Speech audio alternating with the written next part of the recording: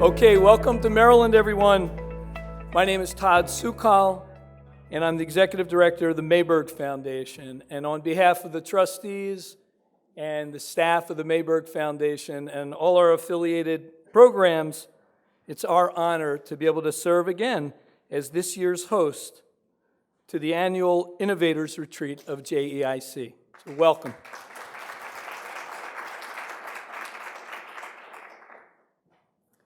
A number of years ago, I heard a Devar Torah from Rabbi Yaakov Glasser, who some of you know. And he went through in great detail into the Jewish laws relating to the writing of a Sefer Torah. And he compared carefully the laws as it related to the letters to the laws related to the klaf, the parchment. And he noticed a very strange pattern. One by one, he went through and he said, I'm noticing that the laws that relate to the parchment are stricter than the laws that relate to the letters. It didn't make a lot of sense to him, and it doesn't make a lot of sense to me either at first glance. Because after all, aren't the letters that make up the words that convey the meaning of our Holy Torah? Isn't that the message of Judaism? I mean, isn't that what really matters? What's with the klaf? Why are we so interested in the klaf and the condition of the klaf?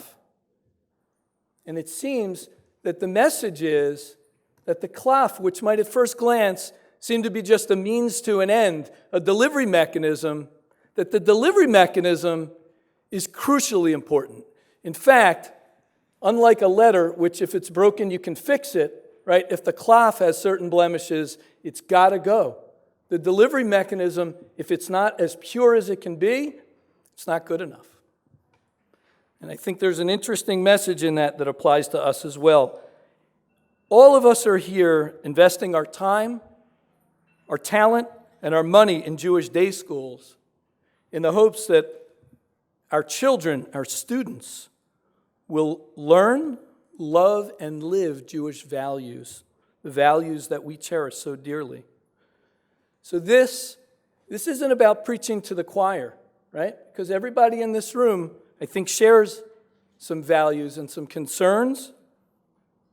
But this really is a convening of change agents, because it's you, it's us, that needs to make sure that the delivery mechanism for our tradition, the Jewish day schools, the klaf, are the very finest that they can be. Our theme this year is Values Illuminating Actions. And we'll explore together in the next 24 hours a number of different ways in which the structure of schools, the educational models, and various other, sometimes invisible elements can really predict the outcomes that those schools are able to have. Well, this is the time where I would normally make some introductions and give a few people a chance to make opening remarks, but we're going to save that and jump right into the work at hand. So I'm going to ask everybody to roll up your sleeves as I ask my esteemed colleague, Rabbi Shmuel Feld, who is the founding director of JEIC, to introduce us to the first piece of work we're going to do together.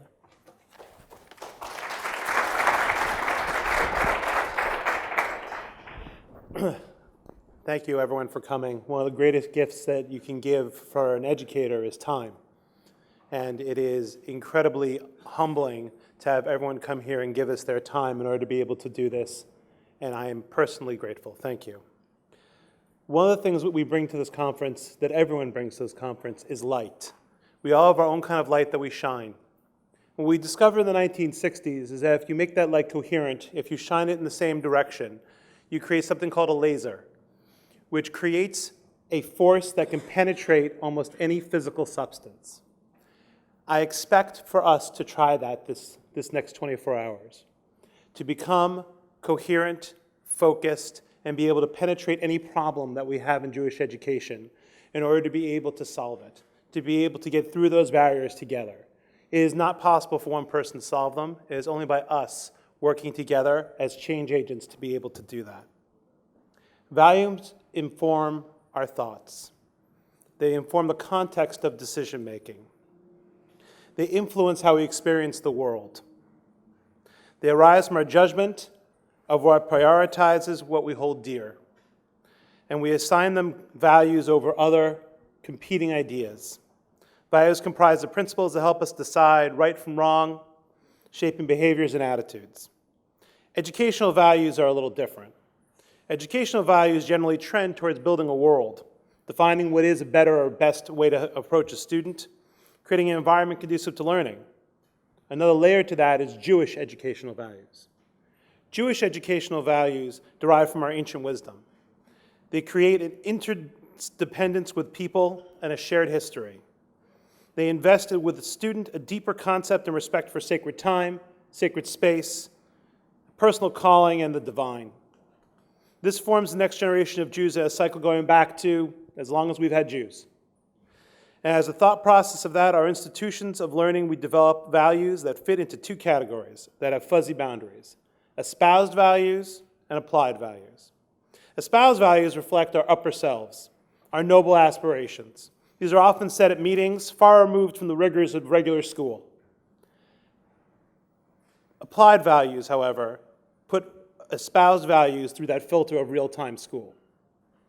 They are dealing with creating structures and orders of management. Applied values protect students, they protect other people involved, and they create the best learning environments despite challenges. Policies are forms of applied values. Ultimately, we all strive to keep our espoused values and applied values as close as possible in the best possible worlds.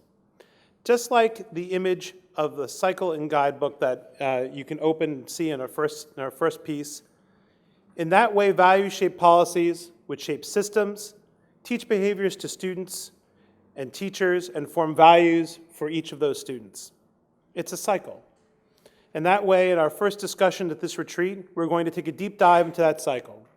In order to study that mechanism at work, in groups, we will look at 6 actual policies from Jewish day schools, with the names redacted to protect the innocent.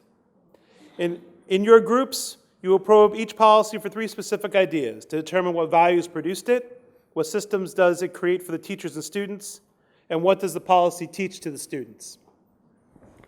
More so than anything else, that first sheet, which you have in your guidebook, you open up to that first section, the facilitators for each of the groups, we're going to divide up a little bit differently than usual. If I could ask the facilitators for session 1 to stand up, please. You guys see where they are? If you could gravitate towards towards a facilitator when I ask you to, not yet, don't move. I know how middle school works, so everyone will stop for 1 second. When I ask you to, if you could gravitate towards one of the facilitators, and we'll begin the assignment. I ask you to do one thing which is really important for this, which is to understand, as I said before, that these are real policies. These are policies that people developed from espoused values and from their applied values. And I ask you to look at them and try to figure out, more importantly, what are they trying to teach the students, what systems they create, and what are they teaching the students about what our espoused values and applied values mean. If I could get the facilitators to stand up one more time. You guys gravitate towards them. Now everyone can move. I thank you.